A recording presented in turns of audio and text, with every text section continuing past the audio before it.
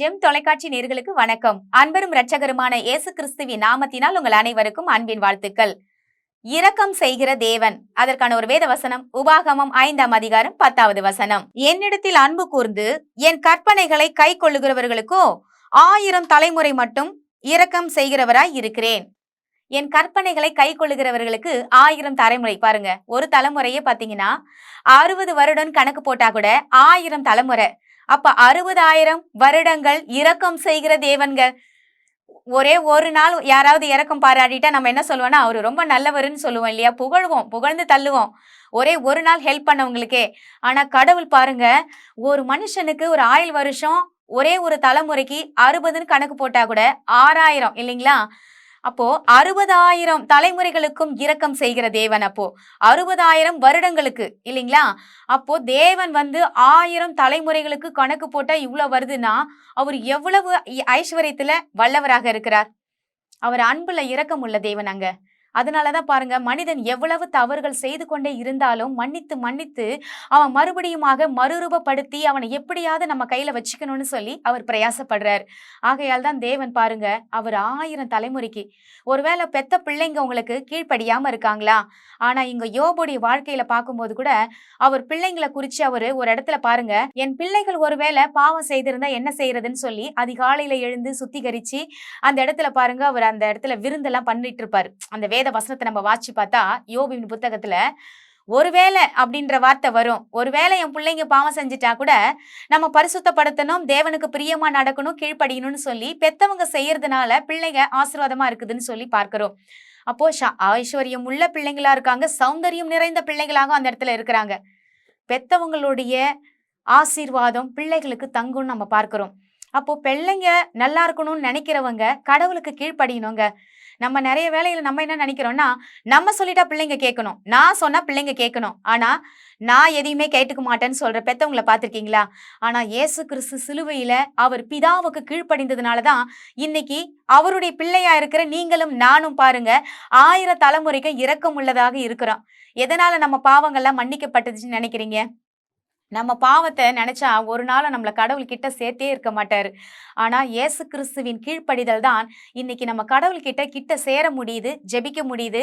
நம்ம ஜெபம் கடவுள் கிட்ட போகுது, அவருடைய ஆசீர்வாதம் நம்ம கிட்ட வருது. அப்ப இதுக்கு என்ன பண்ணணும் அப்படின்னு பார்த்தா, கடவுளுடைய கற்பனைக்கு கீழ்ப்படியணும். கடவுளுடைய கற்பனைக்கு எல்லாமே கீழ்ப்படிய முடியலங்க அப்படின்னு சொல்றோமா? அது உண்மைதாங்க. கீழ்ப்படியணும்னு நினைக்கிறோம், ஆனா 100% நம்மளால கீழ்ப்படியவே முடியல. கடவுள் சொல்றது எல்லாமே ஒரு 10 கட்டளை கொடுத்தாரு பாருங்க, அந்த 10 கட்டளை முழுசா செய்ய முடியுமா? செய்ய முடியாது. ஏன் செய்ய முடியாத கடவுள் கொடுத்தாருன்னா, என்னால செய்ய முடியல, நீங்க எனக்கு உதவி செய்யுங்கன்னு சொல்லி அவர்கிட்ட நம்ம போகணும். அதுதான் அவருடைய பிளான். ஏன்னா அவர்கிட்ட நெருங்கணும்ன்றது தான் கடவுளுடைய சித்தங்க, அவர் விருப்பம். ஒரு பிள்ளைங்க தாயும் தகப்பனுக்கிட்டையும் பாருங்க நெருங்கி பழகிறத தான் விரும்புவோம் இல்லையா? நெருங்கி பழக வேண்டாம் அப்படின்னு நம்ம நினைக்க மாட்டோம். ஆனா நிறைய வேலைகள்ல வேலையாவே சுத்திக்கிட்டு இருக்கோம். அதனால நம்ம பிள்ளைங்க கூட பேசுறதுக்கு கூட டைம் இல்லாம போகலாம். அதனால அன்பு இல்லைன்னு நினைக்கிறீங்களா? அது போலதாங்க கடவுள் நம்ம கிட்ட நமக்கு நேரம் இல்லைன்னு சுத்திக்கிட்டு இருக்கோம். ஆனா கடவுளுக்கு நிறைய நேரம் இருக்கு. அவருக்கு என்ன வேலைன்னு நினைக்கிறீங்க? நம்ம கூட பழகுறது, பேசுறது, நம்மளுடைய வார்த்தையை கேட்கறது. அவர்கிட்ட உறவாடுறதுக்கு தான் மனிதனையே உண்டாக்கினார். கடவுள் பாருங்க, ஒரே ஒரு கடவுள் அப்படின்னா இந்த உலகமே பாருங்க சுத்தி பார்க்கும்போது காலியா இருந்திருக்கும் இல்லையா? அப்ப அவர் என்ன செய்வார்? போர் அடிச்சிருக்கோம்னு நினைக்கிறீங்களா? இல்ல. கடவுள் பாருங்க மனுஷனை உண்டாக்கினதே தன்னோடு உறவாடுவதற்கு, தன்னுடைய பிள்ளைகளாக, தன்னுடைய சொந்தமாக, தன்னுடைய உயிராக நினைச்சுதான் தன்னுடைய சுவாசத்தையே கொடுத்து ஒவ்வொரு குழந்தையும் பாருங்க இன்னைக்கு உலகத்துல தாய் எப்படி பெத்தெடுக்கிறாங்களோ அப்படி தேவன் கொடுத்த சுவாசத்துல தான் நம்ம இன்னைக்கு உயிர் வாழ்ந்துகிட்டு இருக்கோம். அப்போ அவருக்கு ஆசை இருக்காதா, என் பிள்ளைங்க என்கிட்ட பேசணும்னு? 1000 தலைமுறைக்கும் இரக்கம் செய்கிறேன்னா அவர் நல்ல ஒரு அம்மா தாங்க. 1000 தலைமுறைக்கும் இரக்கம் செய்ய முடியும். எவ்வளவுதான் பாருங்க அம்மா அடிச்சாலும் அந்த குழந்தை மேல பாசம் இல்லாம இருக்க மாட்டாங்க. அப்படிதான் தேவனும் பாருங்க, சில வேளைகள்ல நம்ம தவறான வழியில போகும்பொழுது கண்டிப்பாரு. ஆனா அவர் தண்டிக்கிற தேவன் அல்ல. அவர் தண்டிச்சுட்டா நம்ம எங்க போக முடியும்? அந்த உலகத்துல எந்த மூலைக்கு, எந்த நீங்க சமுத்திரத்தின் எல்லைக்கு போனாலும் பாருங்க கடவுள் அங்கிருந்து பார்க்க முடியும். தேவன் நமக்கு எதை செய்தாலும் நல்லதுதான் செய்வாரு. ஆனா நம்ம என்ன செய்யணும்னா, அவருடைய வார்த்தைகளை முதல்ல படிச்சு பார்க்கணும். எதெல்லாம் அவர் செய்யக்கூடாதுன்னு சொல்லியிருக்காரு, எதெல்லாம் செய்யணும்னு சொல்லியிருக்காருன்னு வேதத்தை ஆராய்ஞ்சு பார்த்துட்டு அவருக்கு கீழ்ப்படுகிறதுக்கு மட்டும் பாருங்க. ஃபுல்லா நம்மளால கீழ்ப்படியலனாலும் முதல்ல நம்ம அதுக்கு முயற்சி பண்ணணும். ஒவ்வொரு நாளும் முயற்சி எடுக்கணும். கடவுளுக்கு பிரியமா வாழ ஒவ்வொரு நாளும் முயற்சி எடுத்துக்கிட்டே இருக்கும் பொழுது பாருங்க, ஒரு நாள் அது பூரணமாக முடிவடைவதற்கு ஆவியானவர் நமக்கு கொடுத்திருக்கிறார். பழைய ஏற்பாட்டுல பாத்தீங்கன்னா, ஆவியானவர் இல்லாதனால தான் தாவீது அடிக்கடி பாவம் செஞ்சுட்டு பாருங்க, கடவுளுடைய கால்ல போய் விழுந்துருவாரு. விழுந்துட்டு, ஆண்டவரே என்னை மன்னியும் மன்னியும் சொல்லிட்டு அவர் காலை புடிச்சு கையை புடிச்சு எப்படியாவது நைஸ் பண்ணி என்னை மன்னிச்சிருங்கன்னு சொல்லிடுவாரு.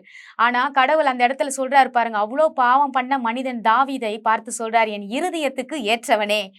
இருதயத்துக்கு ஏற்ற மாதிரி அங்க நிறைய வேலையில தாவீது நடந்தாரு இல்லங்க. அவரு பாருங்க, அடுத்தவருடைய மனைவிய அடையும்படிக்கு பாருங்க ஒருத்தரை கொலையே பண்ணாருன்னு சொல்லி வேதம் சொல்லுகிறது. அப்படிப்பட்ட மனிதனை அவர் அவர் அவர் இரக்கம் பாராட்டி மன்னித்து அவரை மறுரூபப்படுத்தி அந்த தவறு செய்யாதபடிக்கு அவர் அன்பு மாத்துச்சுன்னா, உங்கள் வாழ்விலும் என் வாழ்விலும் 100% கடவுளுக்கு கீழ்ப்படிய முடியலையேன்னு சொல்லி நம்ம முயற்சி எடுக்காம இருக்கக்கூடாது. இந்த நாட்கள்ல இருந்து முயற்சி எடுக்க போறோம். கடவுளுக்கு கீழ்ப்படிய முயற்சி எடுக்கிற ஒவ்வொரு பயிற்சியுமே பாருங்க நம்ம வாழ்க்கையில வெற்றியை தான் கொண்டு வரும். அந்த வெற்றிக்காக நம்ம என்ன செய்யறோம்னா, ஒவ்வொரு நாளும் கடவுள்கிட்ட உதவி கேட்கணும். ஏசப்பா எனக்கு உதவி செய்யுங்க, எனக்கு ஆண்டவரே உங்க வார்த்தைக்கு கீழ்ப்படியணும்னு நினைக்கிறேன், என்னால முடியல. தினந்தோறும் எங்களுக்கு ஆண்டவரே உங்களுடைய நாமத்தினாலும் உங்களோட உதவியினாலும் நாங்க இதுல இருந்து ஆண்டவரே நாங்க மாறி எங்களுடைய குணாதிசயங்கள் எங்களுடைய செயல்கள்லாம் மாறணும்னு சொல்லி நம்ம அவர் உதவியை நாடணும். வாங்க அதற்காக நம்ம ஜெபிக்கலாம். எங்கள் அன்பும் இரக்கமும் நிறைந்த நல்ல தகப்பனே, நாங்கள் உம் மண்டையில் வருகிறோம் சுவாமி. 1000 தலைமுறைக்கும் நீர் இரக்கம் செய்கிற தேவன் தகப்பனே. நீர் ஆண்டவரே எங்களை அப்படியே விட்டுட்டு போகிற தேவன் அல்ல. ஒவ்வொருத்தரும் மேல ஆண்டவரே கற்பனைகளை கை கொள்ளுகிறவர்களுக்குத்தான் 1000 தலைமுறை நீங்க சொன்னீங்கப்பா. ஒவ்வொருவரும் ஆண்டவரே நீங்க படைச்சு நீங்க உண்டாக்கப்பட்ட மனுஷங்கப்பா. அதனாலதான் பாருங்க நீங்க இரக்கத்தை செஞ்சுக்கிட்டே இருக்கீங்க. ஒரு பிள்ளை இந்த உலக பிரகாரமாக பெற்றெடுத்த பிள்ளைங்களே தவறு செய்யும் போது நாங்க என்ன நினைக்கிறோம்னா, என் பிள்ளை திருந்தணும், மறுபடியுமா அவன் நல்லவனா ஆகணும், நல்லவளா ஆகணும், அவளுடைய வாழ்க்கை நல்லா இருக்கணும்னு சொல்லி விரும்புறோம். ஆனா நீங்களை எங்களை உண்டாக்கின தேவன், சுவாசத்தை கொடுத்த தேவன், எங்களுக்கு உணவும் உடையும் கொடுத்து எங்களை போஷிக்கிற தேவன் ஆண்டவரே. எங்கள் மீது அன்பும் கரிசனையும் நல்ல எண்ணங்களை கொண்ட தேவன் தகப்பனே.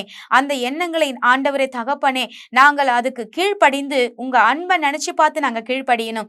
தேவன் எங்களுக்காக அவர் தன்னுடைய ஆண்டவரே ஜீவனையே சிலுவையில கொடுத்தாரே, நாங்க என்ன செய்ய போகிறோம் அதற்கு மாறாக என்று ஒவ்வொரு நாளும் நாங்கள் கீழ்ப்படிந்து தேவனுக்கு பிரியமில்லாத காரியத்தை எங்கள் வாழ்க்கையிலிருந்து விட்டு ஆண்டவரை நாங்கள் விலகி நாங்கள் உம்மண்டையில் சேர்ந்து உம்முடைய தொழுவத்தில் ஒரு ஆட்டுக்குட்டியாக நாங்கள் வாழ, ஆமா ஆண்டவரை பாதுகாப்புல வாழ, பரலோக வாழ்க்கைக்குள்ள நாங்கள் பிரவேசிக்க ஆண்டவரை எதெல்லாம் எங்க வாழ்க்கையில தேவையோ அதை மாத்திரமே நாங்கள் பிடிச்சு கொள்ள எங்களுக்கு உதவி செய்யும்படியாக நாங்கள் வேண்டிக் கொள்ளுகிறோம் சுவாமி. நீங்க ஆண்டவரை உதவி செய்யுங்கப்பா. அந்த வேலையில உம்முடைய கரத்துல நாங்கள் ஒப்பு கொடுத்து வேண்டிக் கொள்ளுகிறோம் சுவாமி. இயேசுவின் மூலம் ஜெபிக்கிறோம் நல்ல தகப்பனே, ஆமேன். கர்த்தர் நம் அனைவரையும் ஆசீர்வதிப்பாராக. God bless you.